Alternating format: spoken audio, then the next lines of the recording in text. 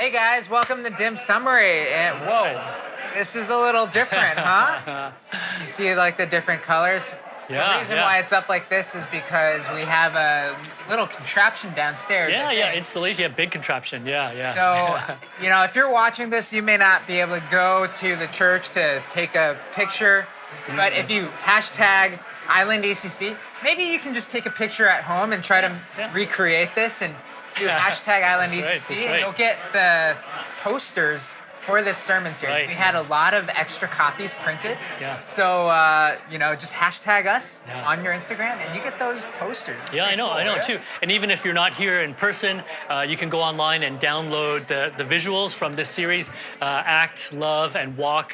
You can download this as wallpaper Yeah. for your. So for phone. those, So- for those of you joining, Yeah, can you yes. remind us why we have the three different colors and what's that all about? Yeah, so the visual has been like three very distinct and bold colors to represent act justly, love mercy, walk humbly. And I really like kind of the light analogy in that, these things are, as Pastor Brett shared, these three things aren't meant to be just like separate colors in themselves, but just like we have the whole light spectrum, color spectrum, we do them all together in sync, whatever, and kind of we have the whole spectrum. They're not meant to be done just like, yellow, whatever, act justly, just that in and of itself, and love mercy, that's the pink, and walk humbly blue, and all that separate, but we blend them together to get the whole Right. spectrum of colors. And so I really love the thought that went into the visual for that, and that we have a cool application down on the first floor for people to take pictures and to kind of get some cool selfies to apply that. Yep, that's right. It's super cool.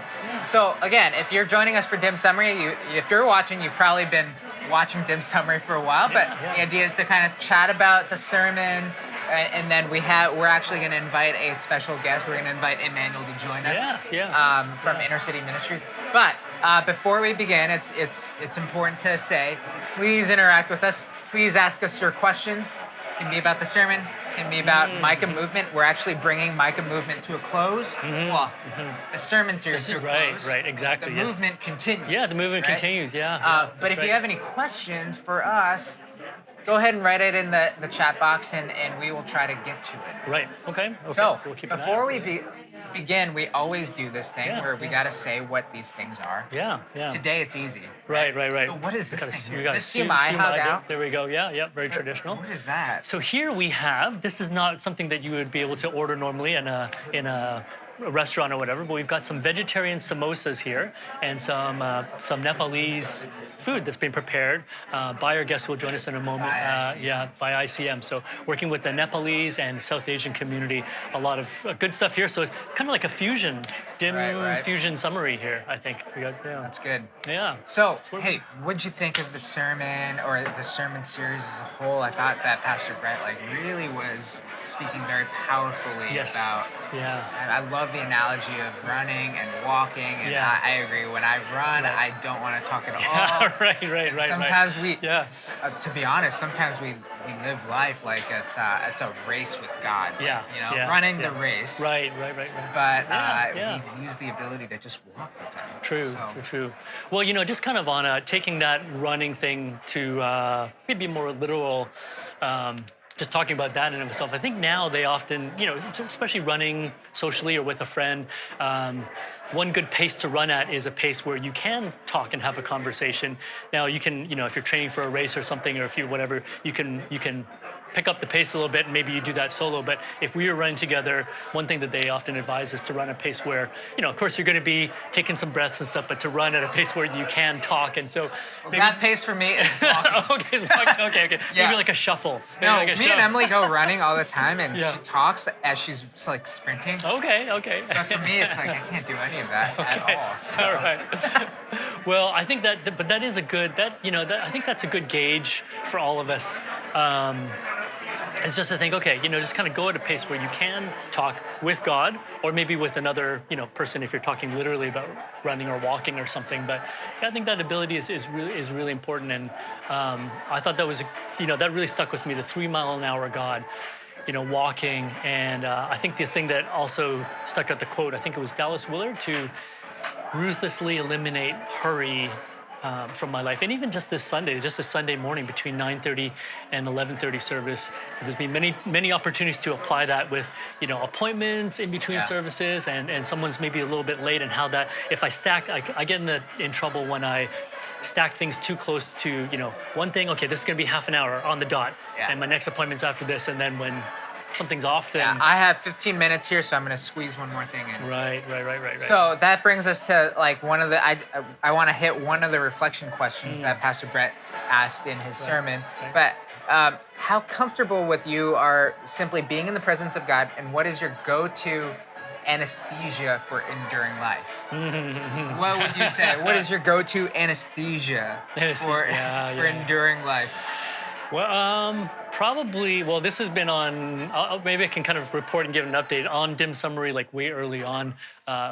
My daughter actually outed me on being hooked on video games, Yeah, me especially too. Zelda, and you shared about that last week. Yep. About that, but yes, the Switch is one of those, and I recognize it's a total anesthetic. It's like tuning out and everything. I think to a certain degree, if we have the discipline, that's okay. But of course, many of us oftentimes we don't, and so we really have to watch that we don't get hooked on that. But generally, I think probably Netflix. I think is that Sure. it's like a tune out, and a little bit is healthy and good to kind of just unwind.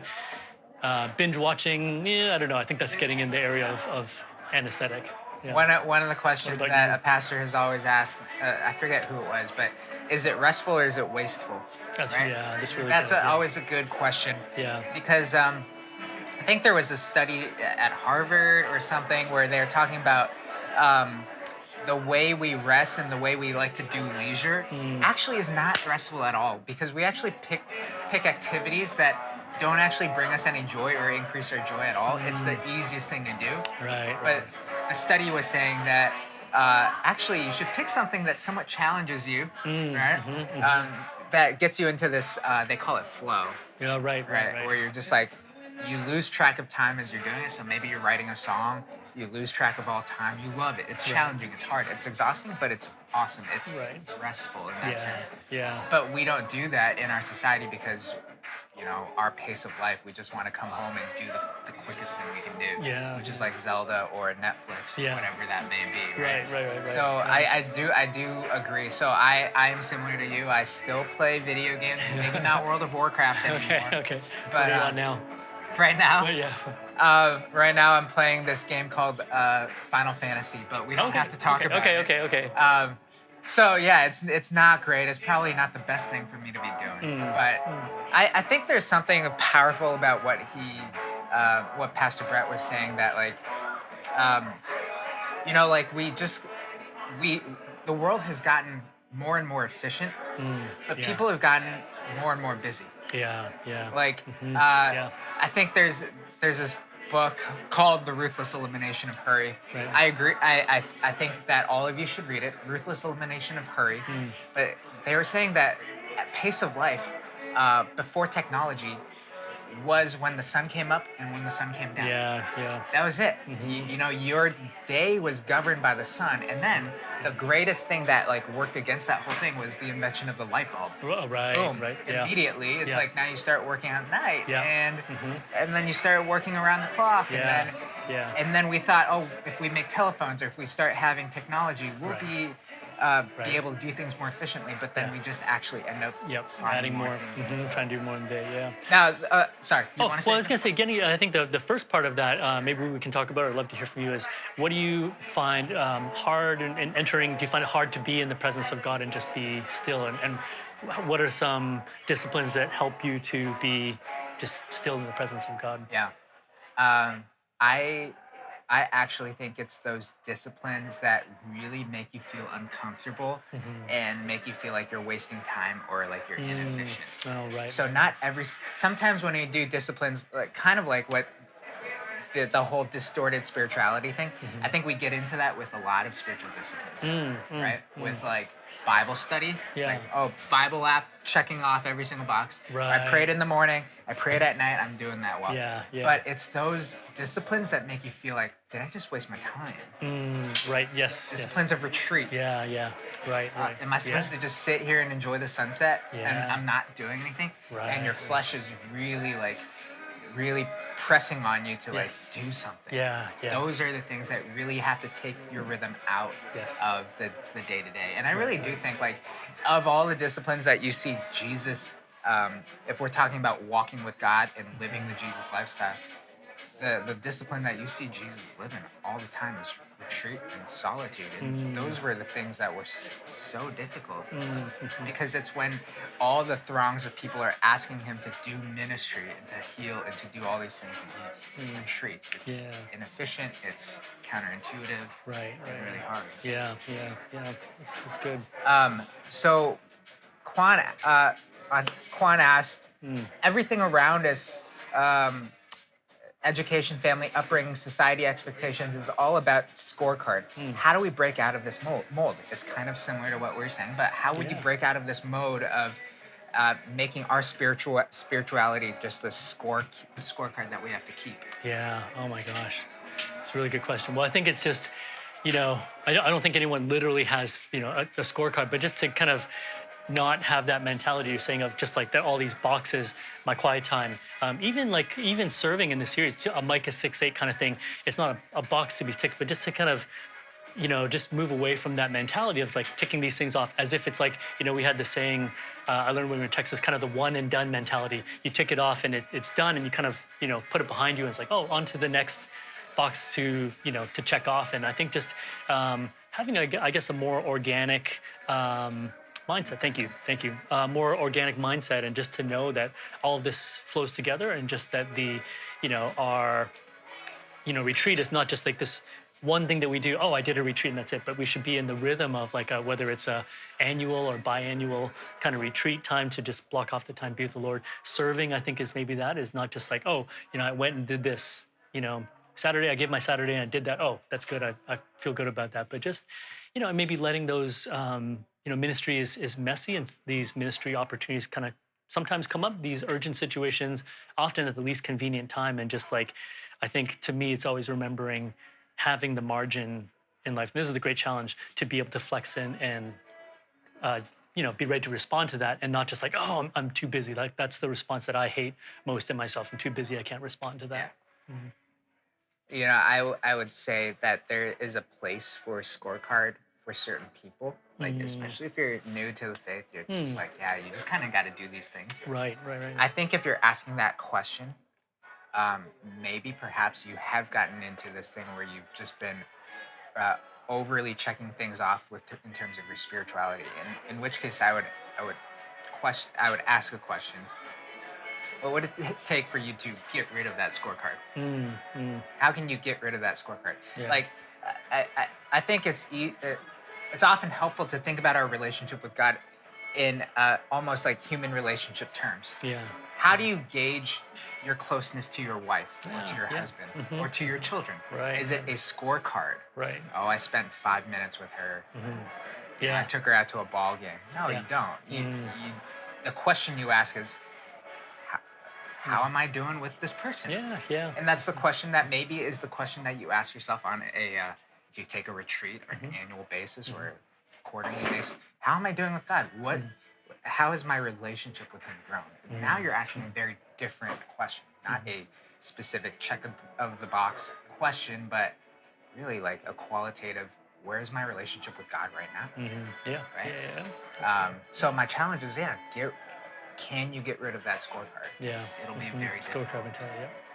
Yeah. Hey, before I don't want to keep going. Like I guess we've been rambling for 15 minutes. Oh my god. Yeah. We got to invite Emmanuel to come and talk Yes. about ICM. Yeah. So let's invite him. Yeah. So come on over here, Emmanuel. We're so thrilled to have Emmanuel Lepcha, director of ICM. If you were watching online in the service, you saw the clip of my interview with him, and then also just Rick praying with him. So Emmanuel, so good to have you here on Dim Sum. Thank you very much for inviting me to this dim sum, All right, very good. 12 p.m. dim sum. We got a lot of questions So- about what's in that. Yeah. So these are the vegetarian. It's all samosas, like right? the vegetables because I think the samosa is made up of like the potatoes inside, Yeah. and those are the pakoras with the onions. So Okay. it's just a mash with some kind of like the flour and then fry it. Okay. So okay. basically, I'm gonna try one of all the vegetables here. Yeah. I'll have one of these big ones after the I'm gonna dim try- sum, I right? heard Okay. this was really spicy. Okay. We'll maybe give you a double helping of the tea there. All right. I'm gonna dive in with my fingers then too. Grab one of these. Yeah. So I'm gonna ask you a question, then I'll take a bite. Yeah, sure. Sis.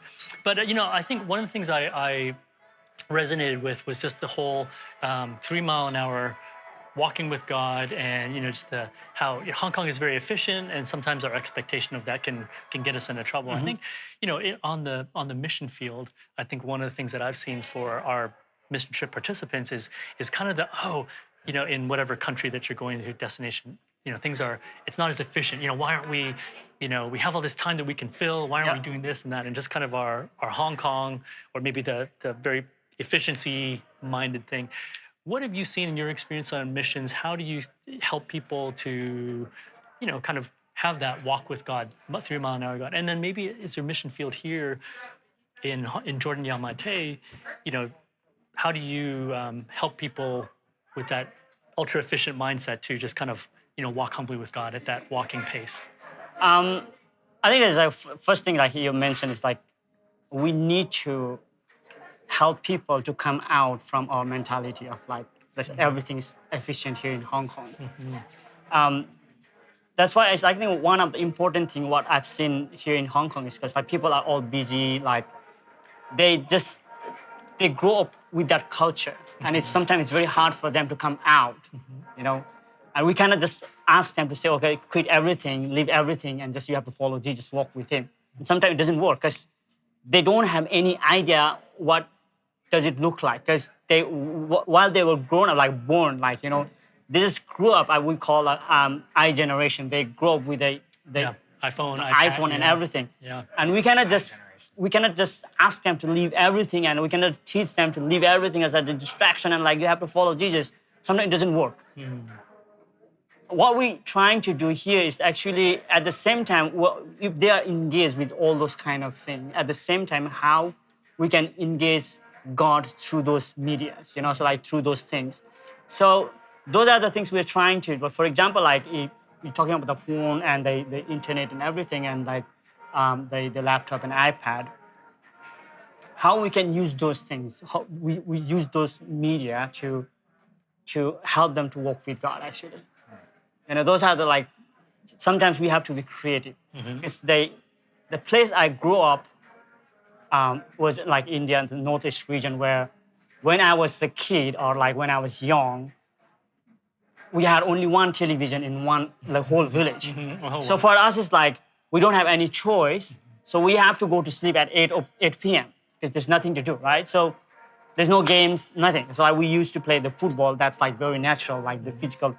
So for us, it was, I would not say easy, but it was different for us to walk with Jesus.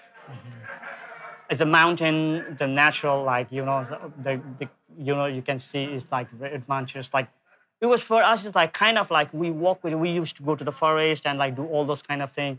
And it's very like for us, like not easier, so like, but it's like we used to meditate and like pray. Sometimes we just look at the sky, and whenever we see the airplane, it's like we wish like I can go into that airplane, Lord, and I will work for you, some kind of thing, But at this time, I really feel like actually we were not making a wish, but actually we praying. It was very honest prayer. Actually, God was listening to our prayer, and somehow He guided us, lead us, and He showed us way, and like somehow we are here in Hong Kong. So what I'm trying to say is it was a different, the movement. It was a different environment there. So in that way, we started walking with Jesus. But here in Hong Kong, we cannot bring that environment here. No, not at all. But look like how we can use the environment here to help them to walk with Jesus. Actually, we can do that. Okay. There is different areas, like different ways to help our youngsters, like wherever, Right. to help them to walk with Jesus. We can use these things actually. Yeah. Good. Well, maybe can you tell us, like, so some people had the opportunity to talk with yourself and some of your staff here on the first floor at 633. But for people that are watching at home, can you maybe tell us, like, one interesting conversation that you've had this morning? Maybe what's one question that you really, enjoyed answering, and a good, interesting conversation you had with someone at the table back there? Yeah. There's one. I was just sitting there, like standing there. So the one of the congregation that came to me and just like, that was a question: is how, in what ways we can help you? Yeah. And I was like, I have to wait. I just have to pause and think. Okay, there are different ways, like so many ways they can help, but specifically, I have to come with one thing that can be helpful, right? So I cannot say, oh, do this, do this, do this, do this, do this, and then the people will get confused. But there's a particular way. I pause myself and I say, okay, there is one area that our community needs the most this time, and that is the language. Especially if you're talking about the middle-aged people here in Hong Kong, the community, the Nepali community, their English is not very good. Chinese is Not at almost like no. So it's very hard for them to communicate anywhere they go, even the school, the wet market, government offices, anywhere, because if they don't speak English, then they have to speak Cantonese, and Cantonese is almost known. Yeah. So actually the language barrier is a big problem for the crisis for our community. So most of the people, they like to teach kids. I want to teach kids Cantonese. But we ask like, would you like to teach our adults, like, you know? And most of the time the people just disappears because I don't know why Oh. people, they really don't feel like teaching adults. Oh. Okay. And also at the same time, because to teach adults is kind of like it's a challenge. Because kids, they can speak English and they somehow they learn some kind of Cantonese from the school. Okay. So they can catch up Yeah. easily. Yeah. But for adults, it's like it's very hard because Okay. they don't Okay. really speak English. Yeah. And then you are teaching Cantonese in English. So I that see, I sometimes is very hard. So The gap is bigger. so that's why I said like, okay, we are looking for people, those who can come out and teach Cantonese, the Chinese to our moms, Okay, especially because okay. the moms are the main member of the family who deals with all these things, taking kids to the school, Okay. office, and wet market, and Yeah. shopping, everything, you know. So yeah, that was a kind of like productive conversation Good. I Good. had. Good. Yeah. Yeah. Well, thank you for making that a very clear action point and need that you've described. So, Yeah. Yeah. Where can people online find more information about your Um, organization? Yeah, so we have, you can go to our website, innercityministries.org. You have all the information there, all our contacts, all our, Ministries. yeah, .com. .org. .org. .com, I think. .com. Okay. One of those. .com. Try one, then the Yeah, other yeah. doesn't work. So, yeah, you can find us there, and if there's anything, because we have all the contacts are there, so like email or even the phone number, so you can ring us and then let us know what you good. want to know. Great Yeah. stuff. Hey, thank you so much Thank for you. joining Yeah, us. yeah. Hey, thank This you has very been much. Dim Summary. Let me just answer Shin Kawasaki. right, Yes, Shin, you hey, can experience the presence of the Lord as you play video games. Yeah, right. It's possible if you're into games like Minecraft, where you build a world. You That's are true, true. creating, That's true, which yeah, is that's true, that's true. really what the image of God should be doing, right? Because God Great. is That's creative. good. Yeah. Anyway. Yeah. So we will see you guys later. This has been Dim Summary. Thank you for sticking with us and joining us for this. Okay. See you guys. Samosas.